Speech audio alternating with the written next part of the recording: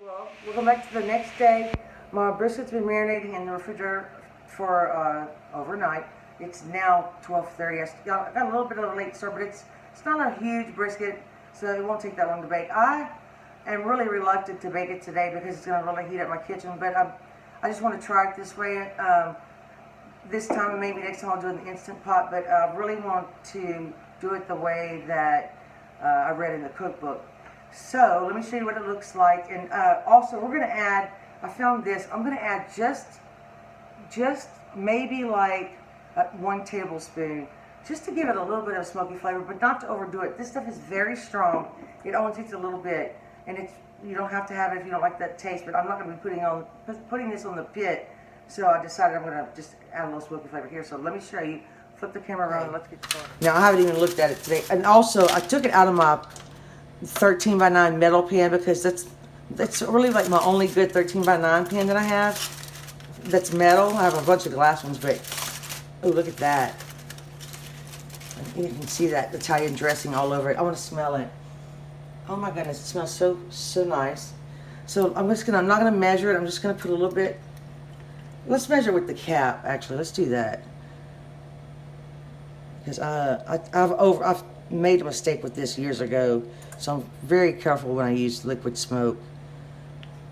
It's very strong, and that's only about a half of a teaspoon. Let me get just a tiny bit more. It's not coming out very well. All right, that's probably about, I don't know if you can see that. That's not even, it's about halfway full. That's it. I'm just gonna pour that, and I think that's plenty for us.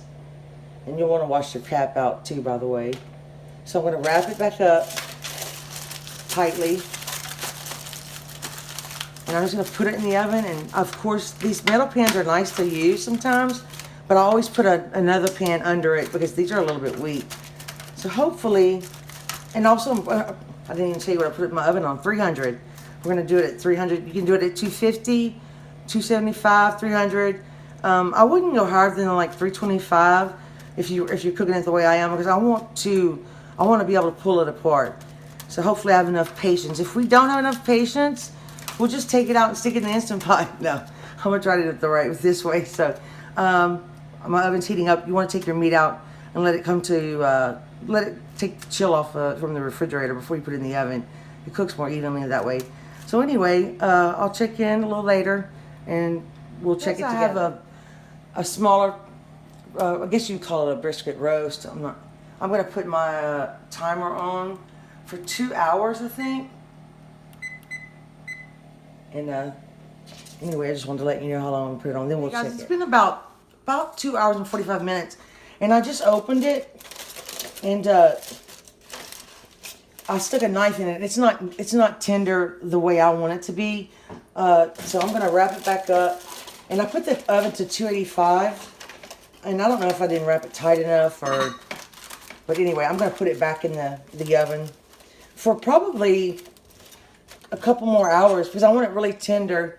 But anyway, I just wanted to show you what it looked like so far. And maybe next time when I do this, I'm going to do it in the Instant Pot. But it hasn't been too hot. We've been having the oven on, but it hasn't been too bad. I'm going to tell you, it smells wonderful though. Mm-hmm. But I really want it to be kind of like shred it a little bit, or I can shred it. So anyway, I'm going to put it back in the oven. Well, it's 5:43 now, and I actually have been baking this for about 4.5 hours, and you can see that I don't have enough liquid in here, but it's very tender, just like we want. I'm so excited for this. But you see it, I can pull it apart with this knife, and I want it to be shredded, but I want like that. So what I'm going to do is actually take it out of this aluminum foil, and it's very hot. I added a little bit more Worcestershire sauce because I like that flavor, but I probably should have been flipping this. And remember, the fat's on the back, but see, it's oh yeah, it's juicy. So I'm gonna make a mess here. Ella, can you come help me? Actually, I need another pen. Hold on, guys. I'm not prepared. I'm sorry. Okay, I'll be right back. Probably now. You might want to bake it with the fat on top, but it's still. I'm gonna see it rendered, so I'm gonna take it off. I took it out of the foil. I'm gonna basically, and it's delicious. We tried it, but like I like to do my chicken. Now we're gonna shred it. Here's some. And we're gonna put it in the liquid. And if I want to add a little beef stock, I might add a little beef stock to it. It's okay if there's a little fat, Ella. But we're gonna basically shred it, put it in this liquid. I might get a little bit more soy sauce, but I find when you put the meat in the liquid, it makes it juicier and also gives it more flavor. We can't decide if we want to eat this on a sandwich or with rice. I'll eat it just by itself. Or it's just delicious. I really didn't know how I wanted to eat it at the end, but I'm thinking maybe sandwiches. You could do so many things with this.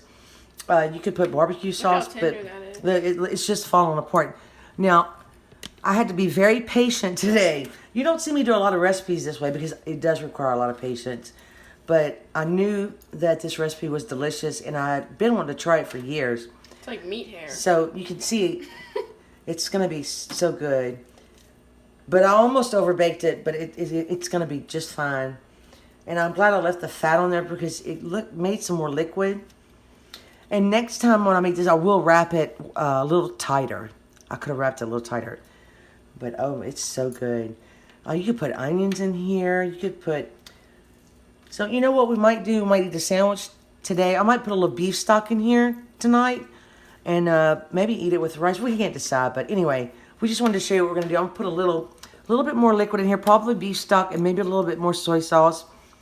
And let it just sit in the liquid for a little while. And then we'll decide what we're going to do with it. But I just wanted to show you guys how tender it was. And that I did turn my oven up. Next time I'll probably just bake it at about 325 for about 4 hours. But I'm so excited.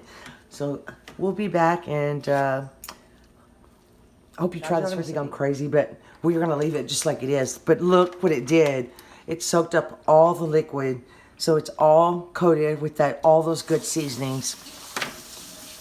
It's so good. This was a success. So let me figure out how I'm gonna eat. We might just eat it all like this. We can't stop eating it right now, guys. Well, I'm just gonna go ahead and show you this. Now, I'm not an expert with mashed potatoes, and these are actually Yukon Gold potatoes, and I need to use them, and a few red potatoes, and I probably have too much. But my family, when they would make a good meat like this, a lot of times we would make cheesy mashed potatoes with green onions, and I just loved them growing up. And I don't think I've ever made them for Ella. And I'm going to make them rich and creamy. And first of all, I'll put like about a cup of water in the Instant Pot. Actually, a little over a cup. And my potatoes are very uneven. And you just put them in the Instant Pot. And I think I'm going to add a little salt on top. Just a little. It won't hurt anything. And this steamer basket I actually got, I think, from like Walmart. I don't have the one that came with the Instant Pot. Let me get the lid here. These don't take long at all. Oops, sorry, I moved the camera. I have salt all over my hands. I'm going to put this on steam. I'm going to do it for, I think I'm going to do it for 9 minutes. It'll probably be really soft, but that's okay. So I just wanted to show you that, and then I'll show you how I took the potatoes out of the Instant Pot, and I need to unplug it, actually. I'll tell you what, that Instant Pot comes in handy. Ella, first off, hold on, move, baby. I'm sorry. Now, the first thing I'm going to do is put, this is about 3/4 of a stick of salted butter. And I'm going to put this in here as I mash them. And I have my secret ingredient for these. You could use any kind of cheese you want, but I like to use Cheese Whiz for this particular recipe. And I haven't made these in so long. I kind of forgot how to do it, to be honest with you. But I'm not going to put any salt because, you know, the cheese is salty. But I do like a lot of black pepper. I like a lot of black pepper on a lot of things, but especially potatoes. I mean a lot. I like a lot. And some days my pepper grinder works really well, and then sometimes it doesn't. But this pepper is so good. Okay, we'll start with that. Now, I could put these in my mixer, but I'm not going to do that today. I'm just going to do it this way, and the mixer would probably make them really nice and fluffy. But that's okay, they're gonna be good. And you can put some milk, heavy cream, half and half. I'm gonna add today a little, hope you can see, a little sour cream. And it just goes by your taste, kind of. Let's start, actually I need to use this sour cream, so I'm gonna add quite a bit. Just kind of mix that in. I have a little bit of cheese whiz left in this container. I'm gonna dump this in. And I'm probably gonna have to open another container. You could use Velveeta, you could use any kind of cheese. I don't have any good fancy cheeses like Gruyere or anything like that in my refrigerator right now. So let's just, I like to keep mashing them. And it's gonna be really creamy. You could totally skip the sour cream if you want to. I kind of need to use that sour cream.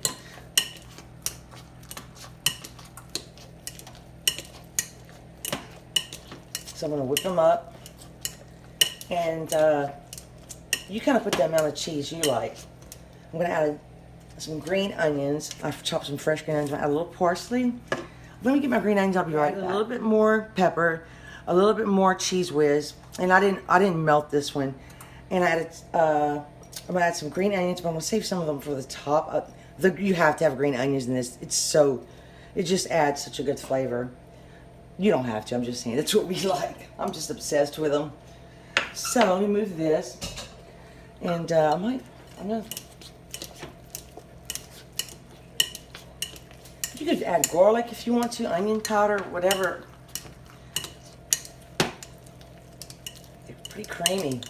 That was the perfect amount of time in the Instant Pot. They're just right. And I actually love the peelings on my potatoes. I'll peel off, you know, the places that, like, well, you know, the little holes in them.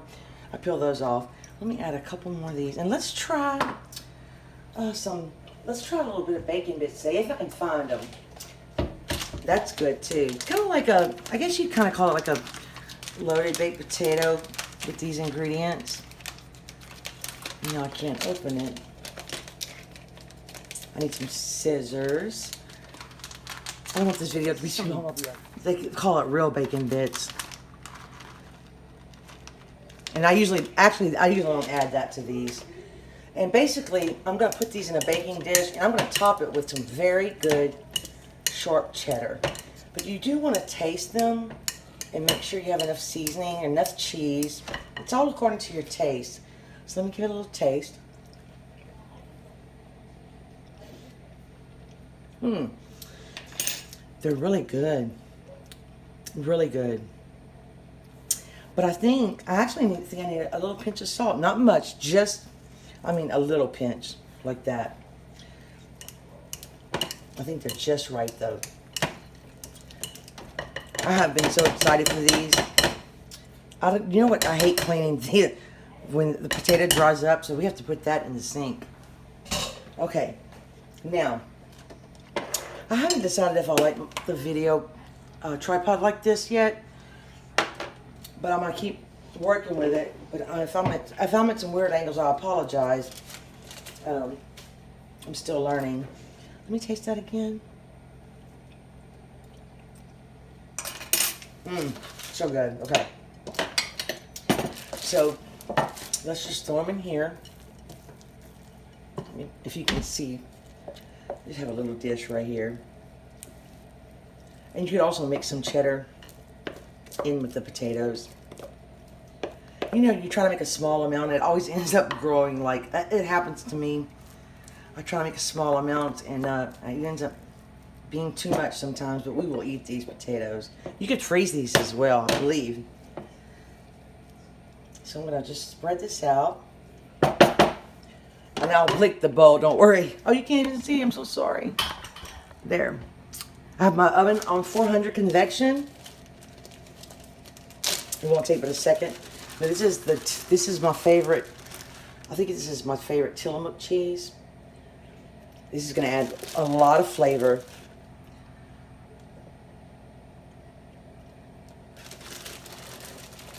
And the dish we made, the video we made last night was cheesy. We've been on a cheesy kick lately. Okay. So So I'm just going to do this, like this. Put a couple of green onions at the top. Try to make it pretty, but spread it out. And then I'll pop it in the oven, and basically I'm going to just put it in there for about 15 minutes. Potatoes, I put them in there just for a few minutes, and I put it on broil for like 2 minutes. But you don't have to really bake them. You just want the cheese to melt. And it's going to be so good. I don't know why. My first intention was to make brisket sandwiches, and then we got to think of, then we wanted rice, then we just decided to make the meat in a side. So I hope you don't mind the extra potato in the video, because I'm going to tell you, this is a good recipe, and I wanted to share it anyway. So I just did 2 today. So now we'll do the taste test. Well, this has been a long day. I'll tell you, you have to be committed to cook this brisket. And I don't have a lot of patience, but I had some today, so I'm very proud of myself. This turned out exactly, just pretty close to what I wanted. But this is, and these potatoes, can you see that? It's kind of bright right there. The lighting's not very good in here, but the potatoes are so delicious. You have to try them. And they're easy. And the brisket is so good, and Ella loves it. I really made it for her because she had it a long time ago, and she's been craving it for years. And I finally filmed the recipe that I've been looking for. I'll taste the brisket. She's gonna taste. I'm gonna taste the potatoes because I'm addicted to these. I haven't made them in so long. They are addictive, so you can't make them too often. Let me get a fork. I like the sour cream, the little tang it gives. And the cheese whiz is good. I didn't add too much. It's not too salty at all. So Ella's gonna taste. You know how summer is. We let it fly in. We're so upset. So Ella's gonna taste the brisket. And like, this would be an excellent sandwich. And it's very important when you have the brisket, you rub the mustard on top and the bottom. And next time, of course, I'll cook it with the fat on top. But it's really good. And I thought it would be too salty, but it's not. It's really good. I mean, if you use Worcestershire sauce, so good on it's got to be good. And that Italian dressing I showed you, oh my goodness. That is so good. So we hope you enjoyed this video. And the 2 recipes you got in one video. It wasn't too long. Thank you so much for watching. Hey, please subscribe if you like these kind of videos or recipes, because we're just going to get better and better. We love to cook and bake. So thank you for watching. Have a nice day or night. And we'll see you next time. Bye.